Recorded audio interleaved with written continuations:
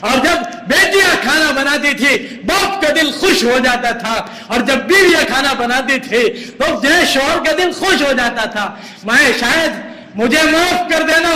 لیکن میں وہ جملہ بول کر جا رہا ہوں، شاید تاریخ لکھنے والا اس کو لکھے کہ آج کے زمانے کی عورت کے ہاتھ کا ذائقہ ختم ہو گیا۔ اس نے کبھی اخلاص سے کھانا بنانا نہیں سیکھا، دل لگا کر کبھی بیوی نے شوہر کے لیے کھانا نہیں بنایا، دل لگا کر ماں نے کبھی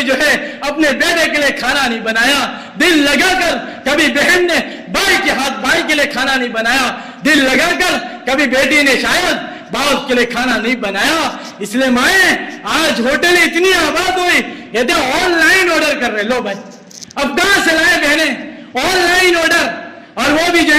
مجھے معاف کرنا ہماری بہنیں اتنی بیزی ہو گئی، پتہ نہیں ان کے پاس کون سا ویپار ہے، یا ان کے پاس، مجھے معاف کر دینا بہنوں اگر آپ کو بڑھا لیں گے، پتہ نہیں آپ کے پاس کون سا ویپار ہے یا آپ کو کون سے کام ہے جس کی وجہ سے آپ اپنے ہاتھ نورانی ہاتھ سے اپنے بھائیوں کے لیے، اپنے بیٹوں کے لیے، اپنے شوہروں کے لیے اور اپنے باپوں کے لیے کھانا نہیں بنا پاتی، تو آن لائن آرڈر کر دیے، اور وہ بھی بیٹی کا نمبر جاتا ہے آن لائن آرڈر میں۔ ابھی تو علماء کے پاس ایک شکایت پہنچی کہ کہیں ایسا نہ ہو، اس معاشرے کو کنٹرول کرو کہ آن لائن آرڈر کرتی ہے اور عورتوں کے نمبر جاتے ہیں، پھر نہ معلوم کہیں ایسا نہ ہو جائے کہ بعد میں یہ آن لائن آرڈر میں کہیں ہماری بیٹیاں کسی اور کے ہاتھوں میں نہ چل جائے۔ میں آپ سے ہماری ہاتھ جوڑ کر درخواست ہے بہنوں، آپ سے ہماری ہاتھ جوڑ کر درخواست ہے بیٹیوں،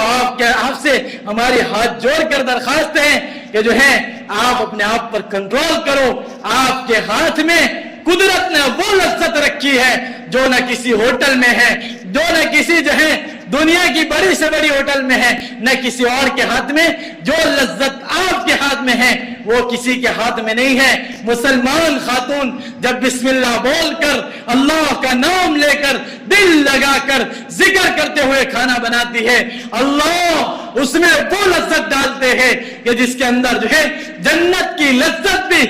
پھیکی پڑ جائے، ایسی لذت اس میں ہے۔ میں آپ سے چیلنج سے کہتا ہوں کہ آپ کے ہاتھ میں جو لذت ہے وہ دنیا کی کسی ہوٹل میں نہیں ہے۔ اس لیے میں آپ سے درخواست ہے کہ آپ کے ہاتھ میں سب کی عزتیں ہیں، اس لیے آن لائن آرڈر بھی بند کر دو اور کہیں کھانے جانا بھی بند کر دو۔ آپ تو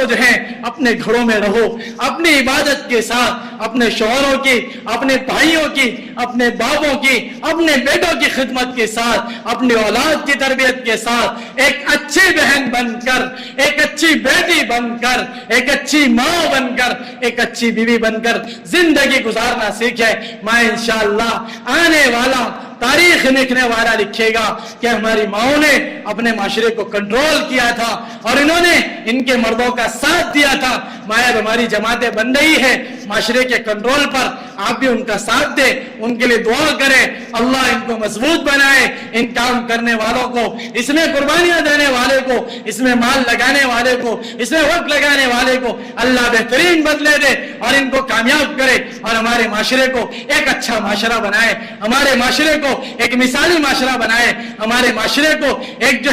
عملی نمونے والا معاشرہ بنائے، اور ہمارے معاشرے کو مدینے جیسا معاشرہ بنائے۔ لکھنے والا جب بھی لکھے ایک جملے میں ہمارے معاشرے کو لکھ دے کہ اس زمانے کا معاشرہ گودرا کا ایسا تھا جیسا نبی علیہ السلام کے زمانے میں مدینے کا معاشرہ تھا۔ میں آپ سے بڑی امید کے ساتھ یہ باتیں کہی ہے، اب آپ سے درخواست بھی ہے اور اللہ سے دعا بھی ہے، اللہ مجھے بھی